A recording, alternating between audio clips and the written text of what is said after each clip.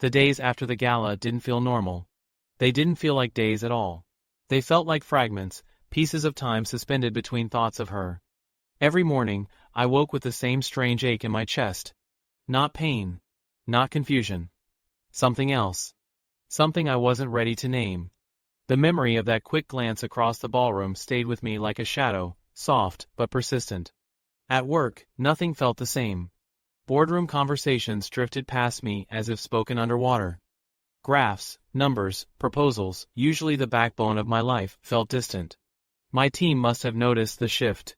I could see the puzzled looks, the hesitation when they spoke to me. But no one questioned it. Carter Group wasn't a place where you question the CEO. But inside my head, it was chaos. Every hour, every pause, every breath, her face flashed in my mind. That gentle smile, the calmness in her posture, the elegance she carried without effort. I tried to convince myself it was nothing. A fleeting attraction, a passing thought. But it wasn't. It was something that pulled at me. Something I couldn't silence. I began searching, quietly, carefully. A name whispered between two executives. A file on my desk that I hadn't requested. A rumor from a partner who mentioned a brilliant young designer. Lily Designs. Her company wasn't massive. It wasn't showy. It was intimate. A boutique firm that created spaces with emotion, woven into every corner. As I went through her portfolio, the warmth of her designs seeped into me. Living rooms filled with sunlight. Bedrooms painted in soft tones of memory. Workspaces that felt like sanctuaries. She designed not for clients, but for hearts. Every photo pulled at me deeper. And then I found her picture. A professional headshot. Simple. Soft lighting.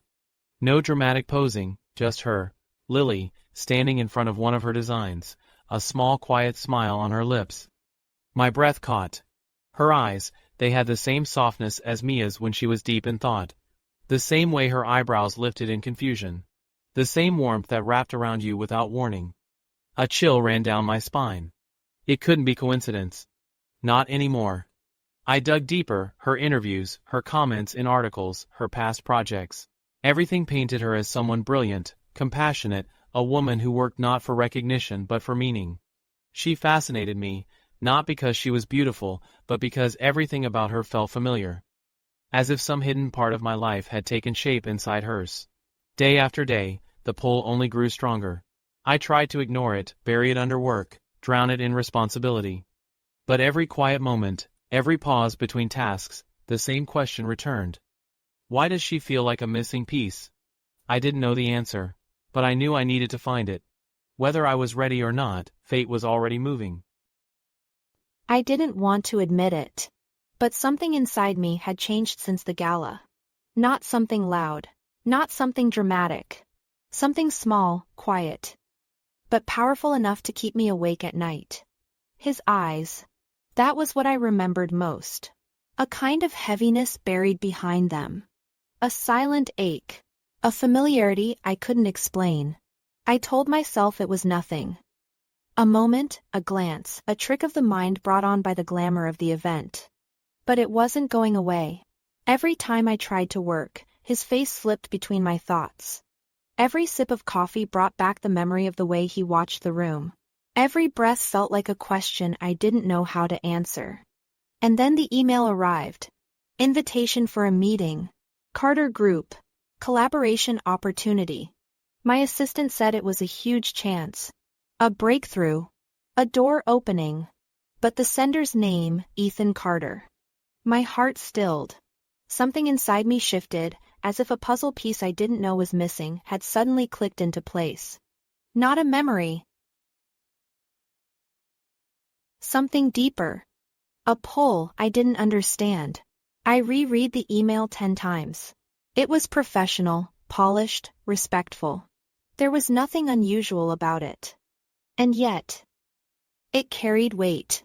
As if someone had written it with more than business in mind. I hesitated. This wasn't like my usual projects. The Carter Group didn't casually reach out. And certainly not to someone like me, a small independent designer. Why me? Why now? Why him? A strange fear trickled through me. Not fear of danger. Fear of truth, What if meeting him meant opening a door I had kept locked for years? What if fate was pushing me towards something I wasn't prepared for? But another part of me, a quieter, braver part, whispered, "This is meant to happen." I closed my laptop, pressing my palms to my eyes. For so long, I had lived my life with discipline, control, structure, rules. But ever since that night, a thread had formed between us. A thread I could feel every time I breathed.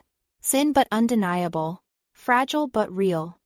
And I knew, no matter how much I pretended, I wanted to follow it. Even if it led to chaos. Even if it led to answers I wasn't ready to face. I typed a simple reply. I accept. My finger hovered over the send button. One breath. 1 second. One choice. And then, I pressed send. The world didn't shift. The sky didn't break. But something inside me did. Because deep inside, I knew, this was more than business. More than curiosity. This was fate. And it was already too late to turn back.